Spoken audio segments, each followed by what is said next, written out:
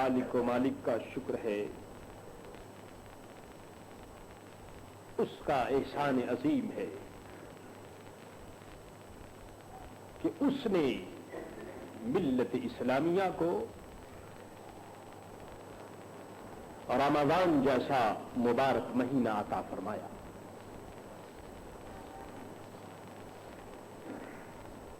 خدا کی نعمت اور خدا کی یہ رحمت مسلمانوں کے لیے عام ہے۔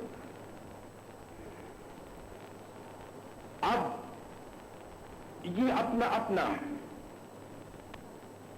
نصیبہ ہے اور اپنا اپنا مقدر ہے کہ انسان خدا کی اس رحمت اور نعمت سے زیادہ فائدہ حاصل کرے۔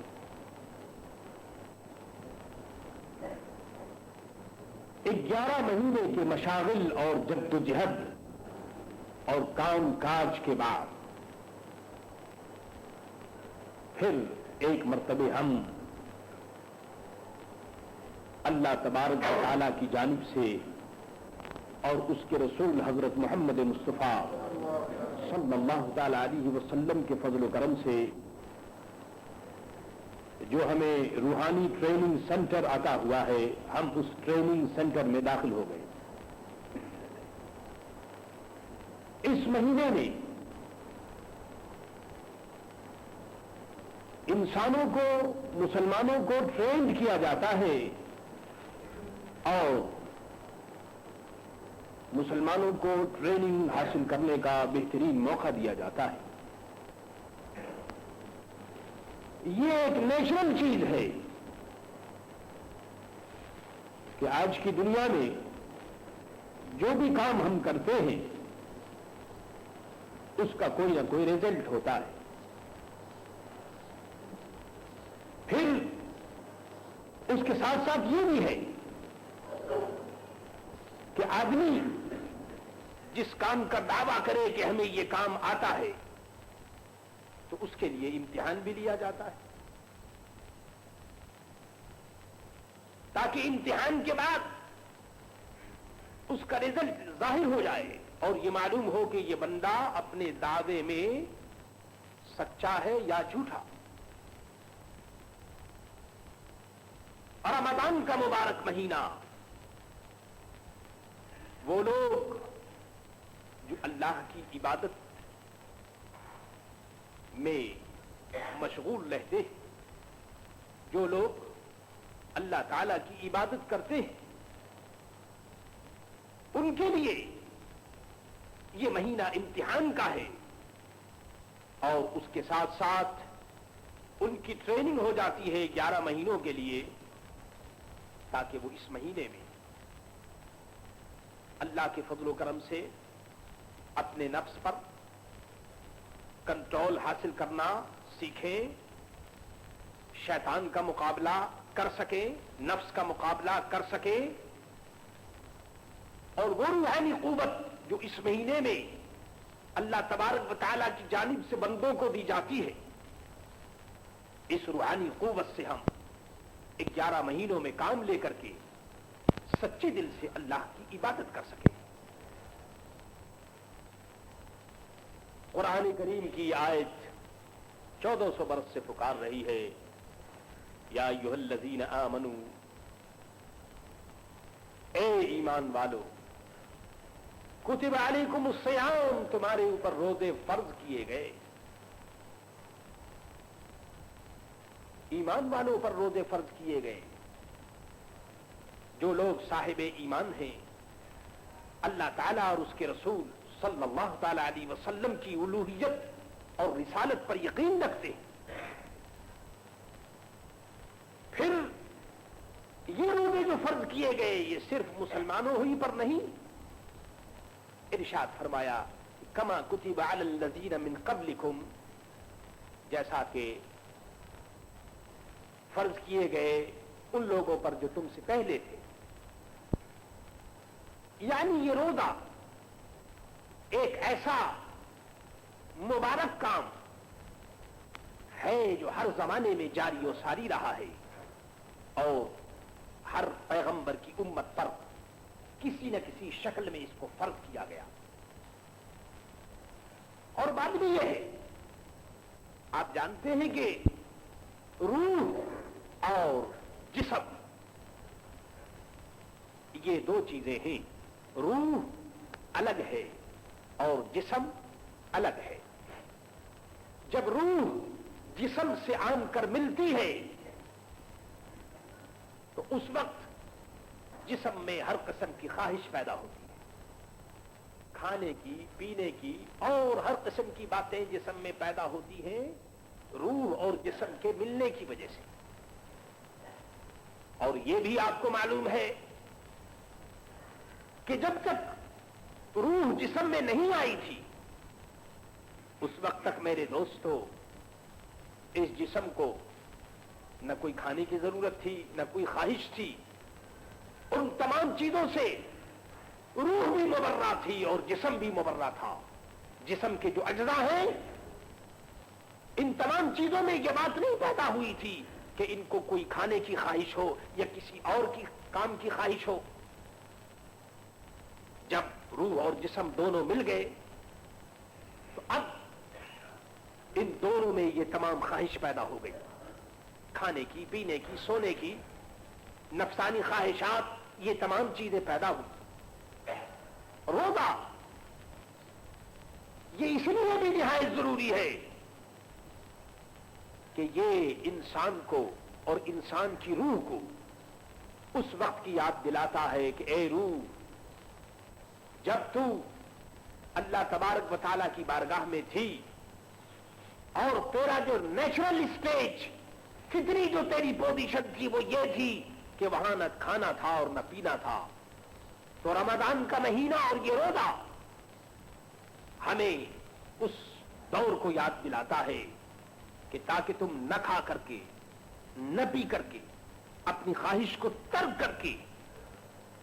کچھ دیر اور کچھ گھنٹوں کے لیے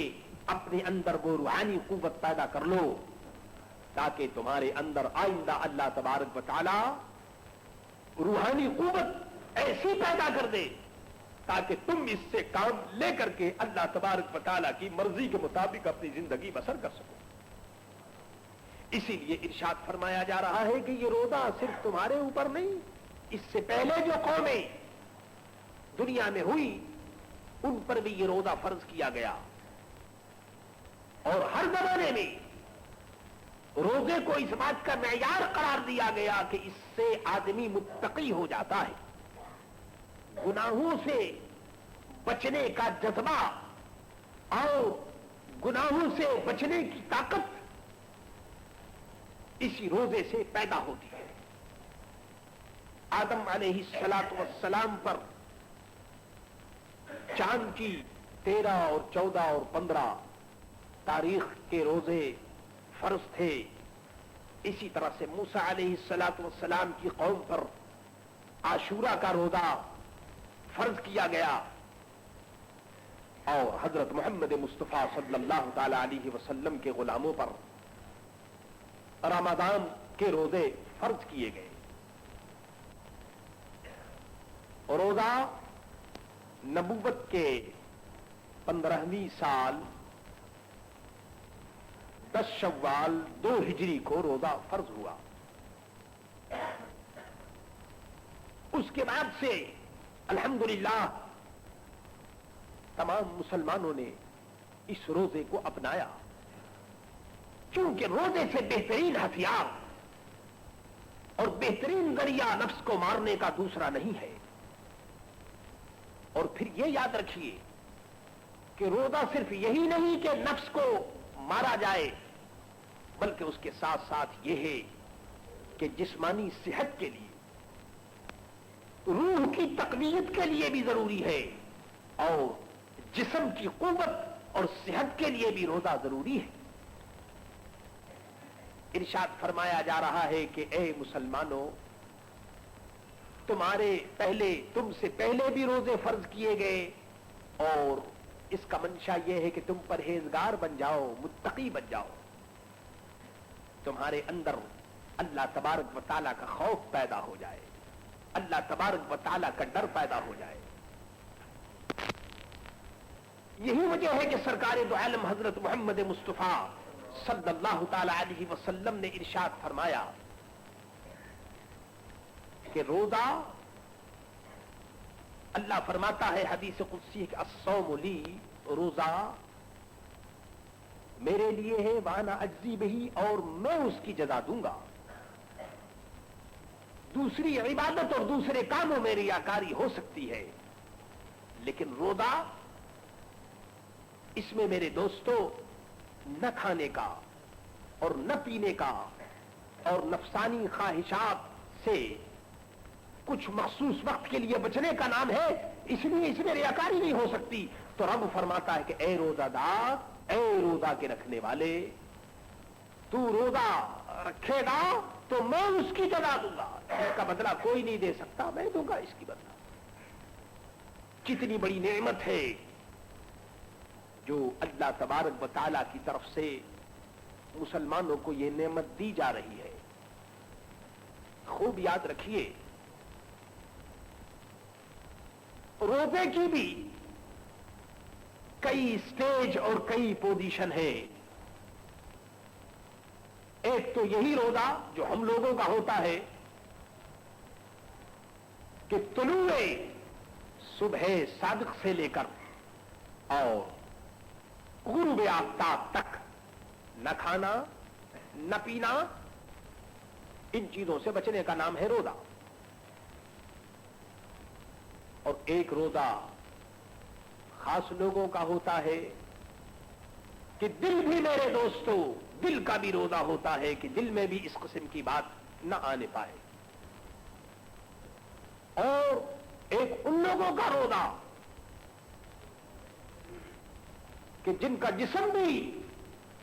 ان تمام چیزوں سے پاک رہے اور روح بھی ان تمام چیزوں سے پاک رہے۔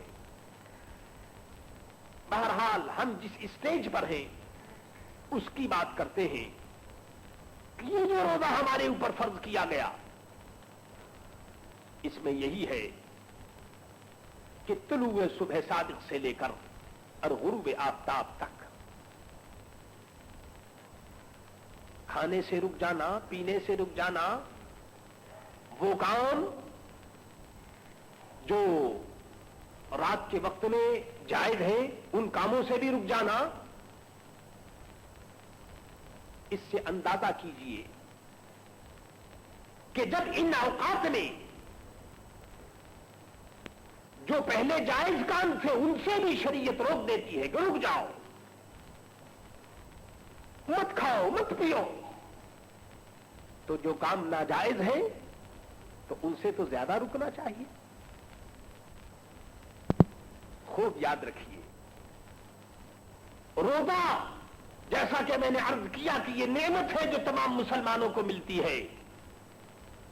لیکن اس کی حفاظت آسان نہیں۔